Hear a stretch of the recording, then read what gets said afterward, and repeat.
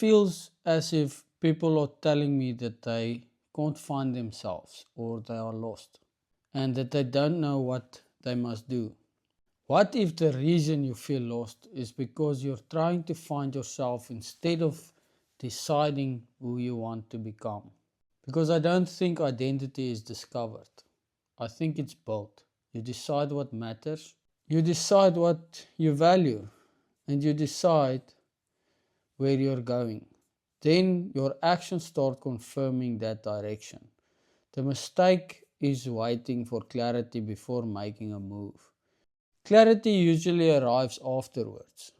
A man decides to get fit, so you have to be disciplined and do the hard things.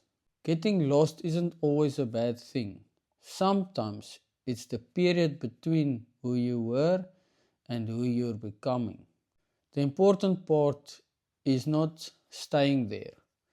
At some point, a decision must be made, and once it's made, life has a way of revealing the next step. Just like that.